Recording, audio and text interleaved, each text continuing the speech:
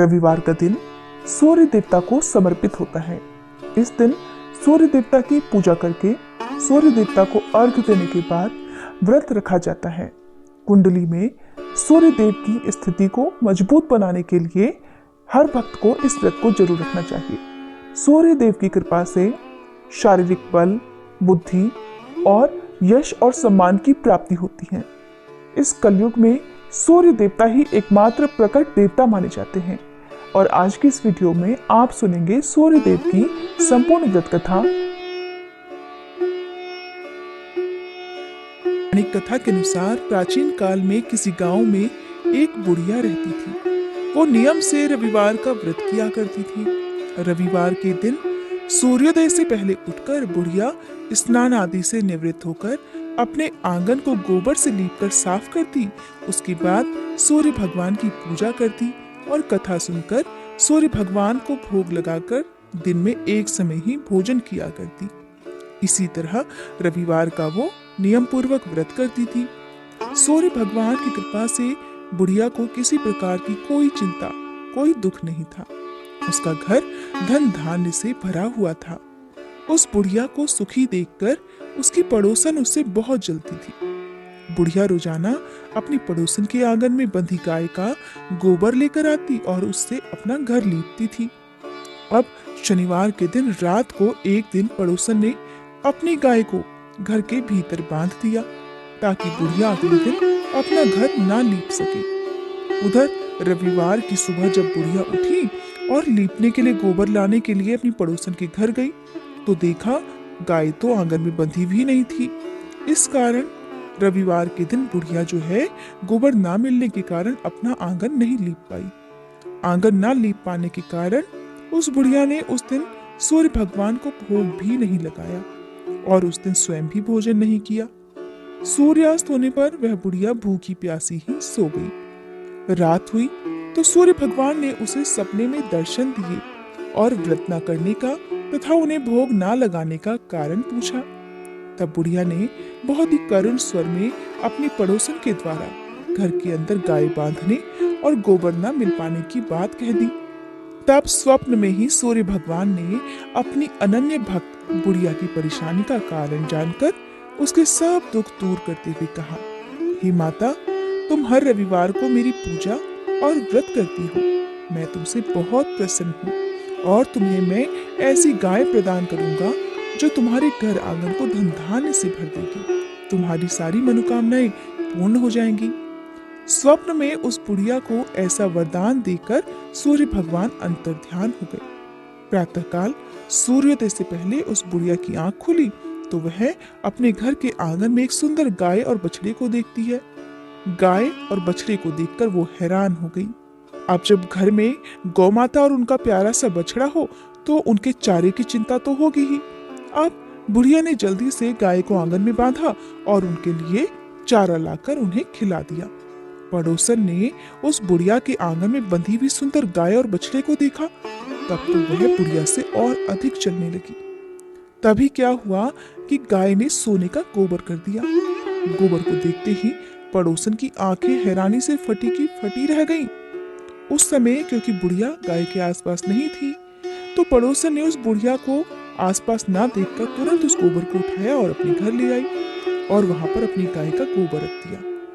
सोने के गोबर से पड़ोसन कुछ ही दिनों में धनवान हो गई क्योंकि भोली भाली बुढ़िया को तो कुछ पता ही नहीं था। और उधर चालाक पड़ोसन हर दिन जैसे ही गाय गोबर करती और वो सोने का हो जाता अपने घर में रख लेती और बदले में अपनी साधारण गाय का गोबर सोने के गोबर की जगह पर रखकर आ जाती। अब गाय जो थी वो हर दिन सूर्योदय से पहले सोने का गोबर करती। इस प्रकार बुढ़िया के उठने से पहले ही पड़ोसन उस गोबर को उठाकर ले जाती। काफी दिन तक ये सब चलता रहा और बुढ़िया को सोने के गोबर के बारे में पता ही नहीं चला।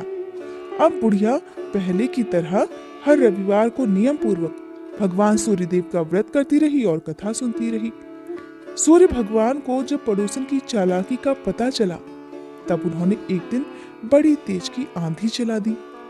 जब तेज तेज हवाएं चलने लगी, जोर जोर से पेड़ हिलने लगे तो बुढ़िया ने अपनी गाय को घर के भीतर बांध दिया ताकि गाय को कोई नुकसान न पहुंच सके। उधर नियम के अनुसार गाय ने गोबर किया, क्योंकि गाय तो घर के भीतर बंधी हुई थी। अब जब गाय ने गोबर किया तो वो तुरंत सोने के गोबर में परिवर्तित हो गया। अब जब बुढ़िया ने सोने का गोबर अपने घर के अंदर पड़ा देखा तो बड़ी हैरान हो गई और उसे खुशी भी हुई कि सूर्य देवता ने उसे बहुत बड़ा वरदान दे दिया है। इतने बड़े चमत्कार की उम्मीद तो बुढ़िया को कभी नहीं थी। बस क्या था, उसी दिन से वह बुढ़िया गाय को घर के भीतर ही बांधने लगी। उधर पड़ोसन सोने का गोबर नहीं ले जा पाई। अब सोने का गोबर जब वो नहीं ले जा पाई तो और अधिक ईर्ष्या करने लगी। सोचने लगी कि इस बुढ़िया को मैं कैसे सबक सिखाऊं। ये बुढ़िया तो सचमुच बड़ी चालाक निकली। पहले तो घर के बाहर अपनी गाय बांधती थी, तब मुझे सोने का गोबर ले जाने में कोई परेशानी नहीं होती थी। अब तो ये घर के भीतर अपनी गाय बांधती है और मुझे अब तो बहुत दिनों से सोने का गोबर भी नहीं मिला। उधर भोली भाली बुढ़िया जो थी वो रोज सोने का गोबर पाकर बहुत धनवान हो गई।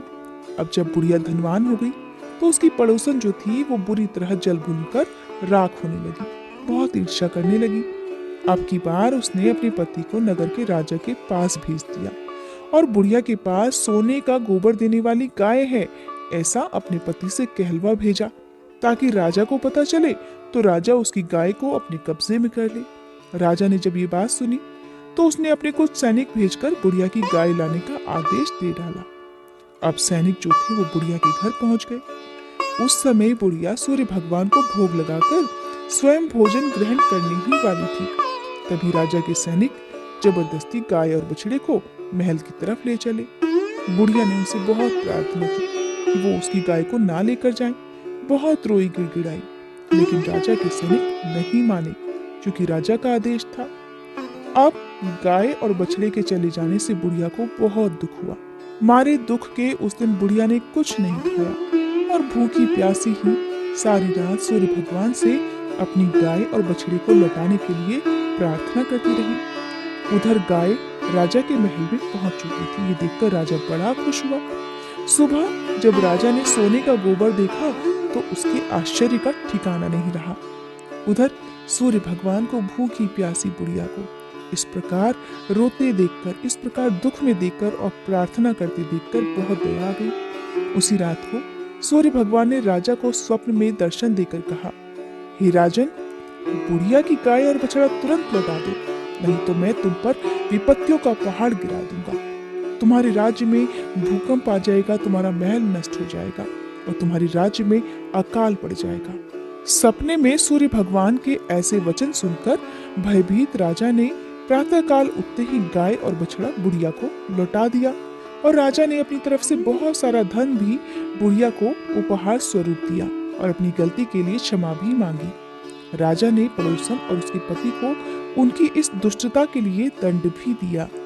साथ ही राजा ने इसके बाद से अपने राज्य में घोषणा करवा दी कि सभी स्त्री पुरुष रविवार को व्रत किया करें और राजा की प्रजा ने भी ऐसा ही किया। रविवार का व्रत करने से सभी लोगों के घर धन धान्य से भर गए, चारों ओर खुशहाली छा गई। सभी लोगों के शारीरिक कष्ट और बीमारियां दूर हो गई। निसंतान स्त्रियों की गोद भर गई। राज्य में सभी स्त्री और पुरुष सुखी जीवन यापन करने लगे। ये थी व्रत कथा।